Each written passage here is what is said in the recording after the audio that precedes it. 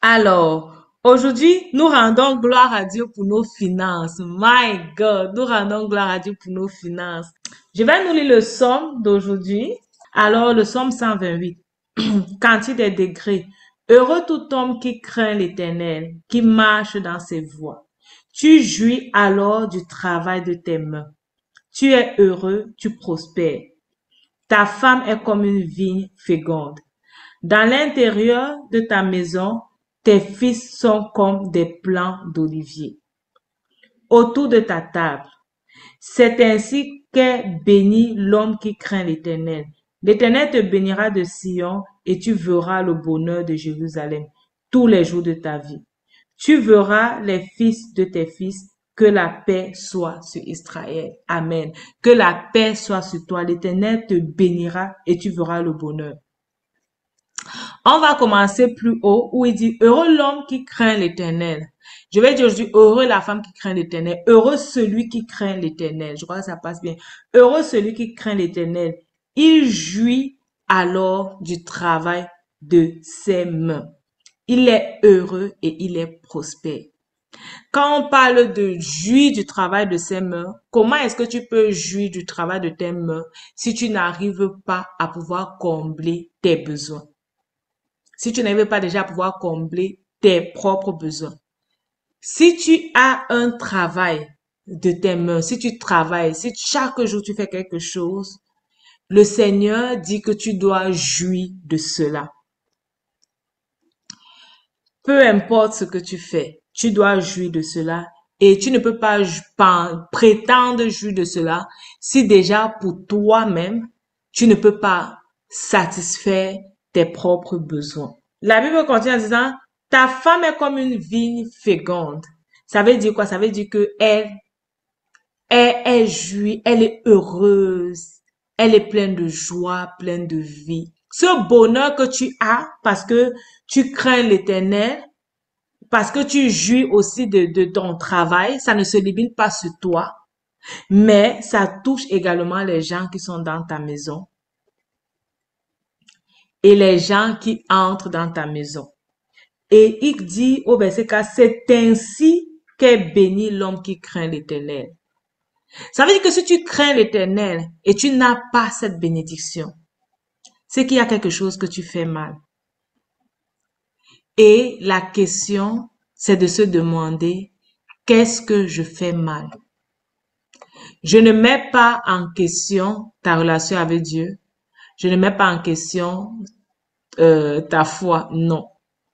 Si tu crains l'Éternel et tu sais que tu crains l'Éternel, mais tu te rends compte que tu ne jouis pas vraiment du bonheur, ça veut dire, et tu ne peux même pas te projeter dans le bonheur parce que il y a quand même une courbe évolutive dans ce que tu fais. Il est temps, pendant qu'on vit, pendant qu'on est jeune, pendant qu'on a la force de réfléchir sur ce qu'on doit faire. Il est temps de se poser les bonnes questions. Il est temps de dire que qu'est-ce que je peux faire pour avoir plus? Déjà maintenant et plus tard. Qu'est-ce que je peux faire pour avoir plus maintenant et plus tard? Je ne sais pas ce qu'il en est pour vous. Peut-être que vous êtes en train de réfléchir maintenant. Mais j'ai réfléchi et je me rends compte que la seule chose, c'est l'entrepreneuriat.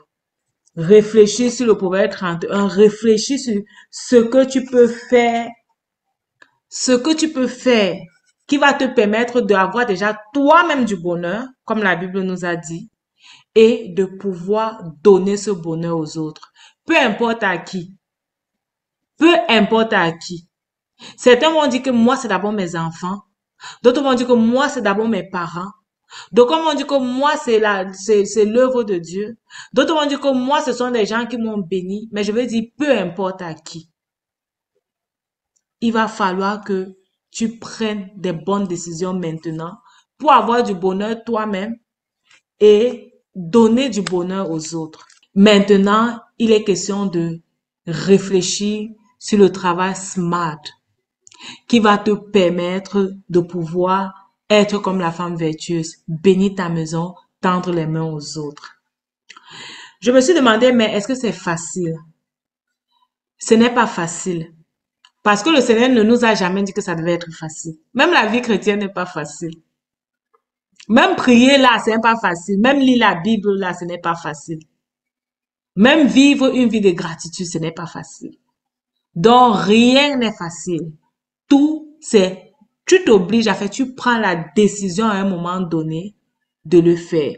Tu prends la décision à un moment donné de vivre la gratitude.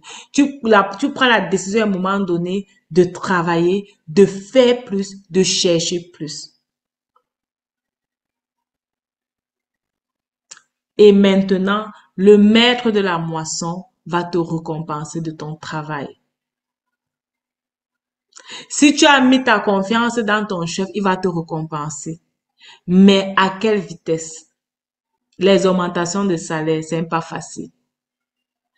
À quelle vitesse? Maintenant, je t'encourage. Moi, ce que j'ai compris, ce que j'ai décidé, c'est de faire confiance au maître de la moisson, à celui qui donne l'eau, qui donne la pluie et le soleil.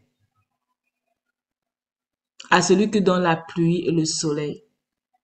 J'ai compris que c'est à lui que tu dois faire confiance pour qu'il t'envoie la pluie au bon moment et le soleil au bon moment.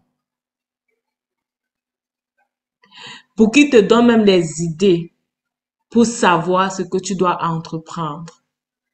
Parce que nous sommes dans l'entrepreneuriat, ou même moi je suis dans l'entrepreneuriat, ou bien ceux qui entreprennent savent que ce n'est pas facile. Donc je pense que c'est avec Dieu, ce n'est pas facile, mais avec Dieu, c'est possible. Et nous croyons que le Seigneur dit que l'ouvrier mérite son salaire. Et si nous travaillons avec Dieu, il va nous donner notre salaire. Et ce qui est bien dans le salaire de Dieu, c'est que ce n'est pas seulement un salaire pour toi seul. Dieu ne bénit pas les petites bénédictions. Ce n'est pas seulement pour toi seul, mais c'est pour toi et pour les autres. Donc, je prie que le Seigneur nous encourage. Si tu es déjà en train de commencer l'entrepreneuriat, je t'encourage à y aller avec détermination et résolution. La résolution de réussir. Que le Seigneur te bénisse.